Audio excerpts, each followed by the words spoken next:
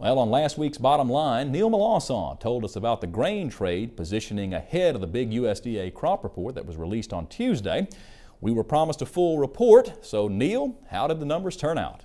Well, Mike, the report did more than just confirm the estimates for corn yields. It hit the upper end of the trade industry estimates. On the other hand, though, soybean yields are now estimated at even lower than what the trade thought. But let's get right into those numbers. Corn came in at the top of the estimates, like we said, at 155 bushels per acre, which was near the top of the range at 155.4. It's also 7 bushels more than the August report of last year. Soybeans, on the other hand, were below even the lowest estimate at a 40.5 bushels per acre, a full bushel lower than the August report last year and the final output overall.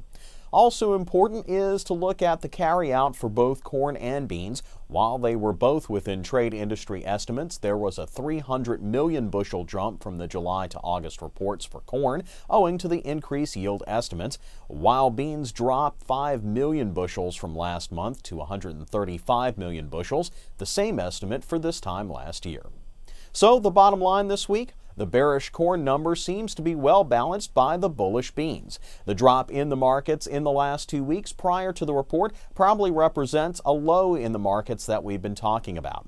And again, only the harvest report in October will really matter when it comes to the final numbers, but the prices farmers can expect to get for their December deliveries will be based on that October report. That's the bottom line. I'm Neil Melancon. Back to you in the studio, Mike. Thanks, Neil. And of course, to stay up to date with the latest commodity prices, you can listen to Neil's reports on the Louisiana Farm Bureau Radio Network. For a list of stations in your area, you can visit twilatv.org and we'll tell you where to tune in.